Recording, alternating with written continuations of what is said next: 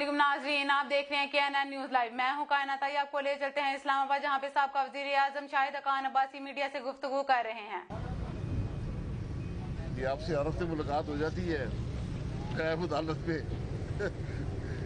तो इस दफ़ा इंशाल्लाह जुमे को फिर मुलाकात होगी, क्योंकि केस तो यहाँ चलता नहीं। अब 2.5 साल हो गए, महला को 30-35 पेशियाँ हम यहाँ पे भुगत चुके हैं।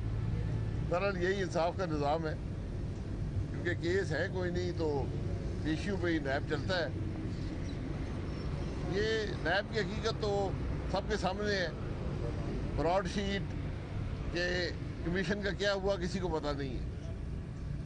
जो अरबों खा गए वो किसी को पता नहीं है। चेयरमैन नैब के अपने दफ्तर में डाका पड़ता है, किसी को पता नहीं है। मुल्क के अंदर जो दीगर हालात हैं ये भी पता नहीं है कि मुल्क के सदर ने वज़ीर-ए-आज़म से कहा या नहीं कहा कि तुम अक्सरियत खो चुके हो। लेकिन कौमी असम्बली का इजलास होता है, इसमें वज़ीर-ए-आज़म साहब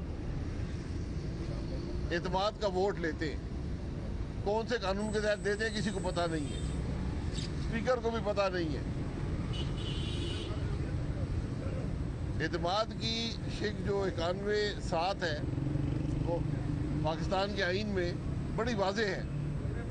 इसका इतलाक़ सिर्फ उस वक़्त होता है जब मुल्क का सदर मुल्क के वज़ीर-ए-आज़म से ये कहता है कि मैं मुतमईन हूँ कि तुम एतमाद असम्बली का खो चुके हो और नया एतमाद का वोट लो।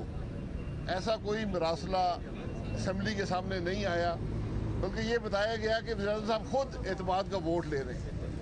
इसका कानून और आइन में कोई जगह नहीं है। उसके बाद वहाँ पर कई मदाद सरा असम्बली में खड़े हुए, वज़ीर-ए-आज़म साहब की तारीफ़ें की। फिर वज़ीर-ए-आज़म साहब खड़े हुए और पूरी अपोजिशन को धमकियाँ और गालियाँ निकाली। स्पीकर साहब खामोश बैठे रहे, क्योंकि वो इस बात का उनको पता नहीं है कि हाउस कैसे चलता है, असम्बली कैसे चलती है। उनको अखलाकी कदरों का पता नहीं है कि पूरी दुनिया के पार्लियामान में एक असूल होता है कि जो आदमी ऐवान में मौजूद ना हो उसके बारे में आप बात नहीं कर सकते। लेकिन स्पीकर साहब कासिर रहे मुल्क के वज़ीर-ए-आज़म को नाम ले लेकर धमकियाँ देने से और गालियाँ देने से। ये आज मुल्क के पार्लियामान की हैसियत है।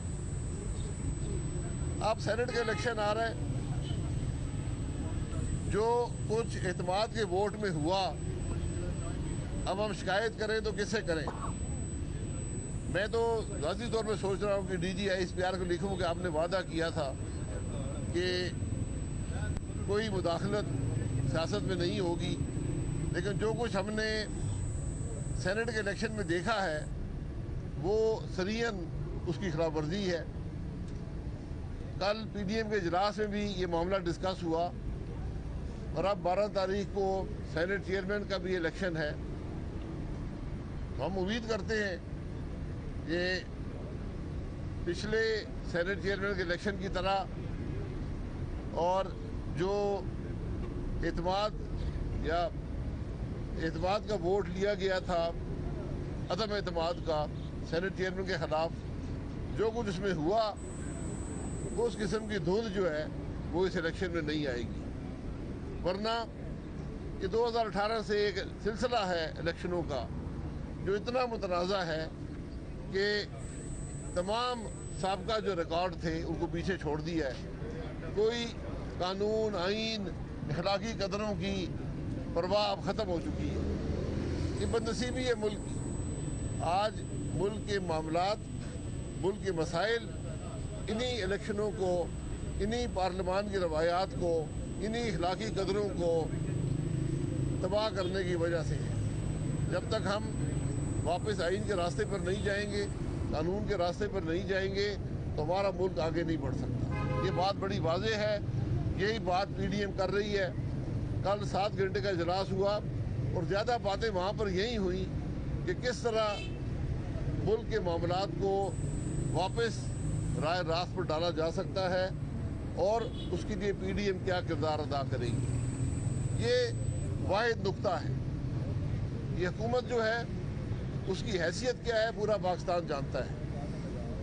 आज वज़ीर-ए-आज़म वो शख्स है जिसका अपना वज़ीर ख़जाना अपने ही MNAs के हाथों शिकस्त खा गया, लेकिन ना उनको शर्म आई ना उनके वज़ीर ख़जाना को शर्म आई कि इस्तीफ़ा ही दे देते। दुनिया में रवायत होती है एक सिटिंग मिनिस्टर जब हार जाए इलेक्शन तो इस्तीफ़ा दे देता है, लेकिन यहाँ पर कोई ऐसी रवायत हमें नज़र नहीं आती। ये बदनसीबी है मुल्क की। इन्हीं रवायात पर, इन्हीं इखलाकी कदरों पर मुल्क चलते हैं। पार्लियामान इसीलिए होता है, उसकी रवायात होती हैं कि किस तरह मुल्क में शाइस्तगी से, मुल्क में एक इखलाकी कदरों के साथ, मुल्क में तहम्मुल से हुकूमत की जाती है। ये बातें आपके सामने रखना थी। कोई सवाल?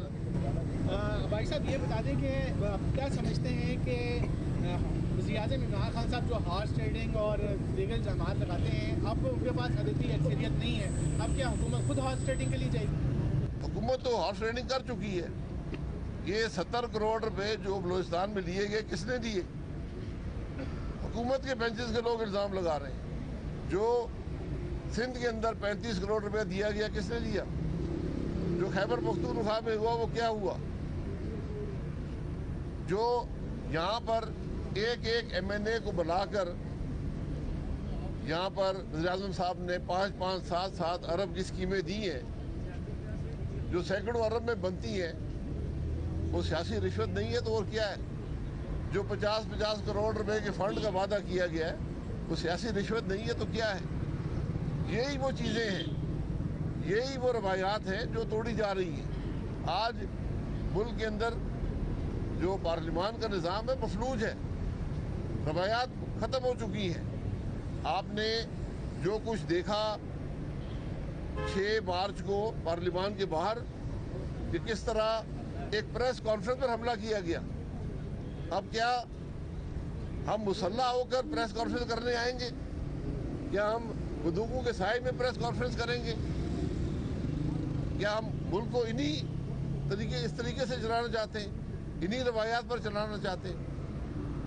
और अच्छा, ये आपने DGSPR साहब का नाम लिया, तो आप क्या समझते हैं अभी क्या दोबारा कोई उससे पैगाम देना चाहिए, अपील करना चाहिए कि आगे सेनेट के भी इलेक्शन आ रहे हैं और जो आप कह रहे हैं वादा किया था और वादा खिलाफी हुई, तो कोई पैगाम देना चाह रहे हैं? देखिए, वो DGSPR खुद आए थे, उन्होंने कहा जी हमारा सियासत से कोई ताल्लुक नहीं है, हम सियासत में मुदाखलत नहीं करते, हम उनकी बात पर यकीन करना चाहते हैं। मैंने उस वक्त भी कहा था कि ये वक्त बताएगा कि अमली तौर पर होता क्या है, लेकिन जो अमल हमने इस सेनेट के इलेक्शन में देखा है वो मुझे कोई ज़्यादा हौसला अफजा नज़र नहीं आया, मुझे कोई ज़्यादा उम्मीद नहीं देता। सर, सेनेट के इलेक्शन में क्या गिलानी साहब वाली सीट पे आपको हौसला अफजा नज़र नहीं आया?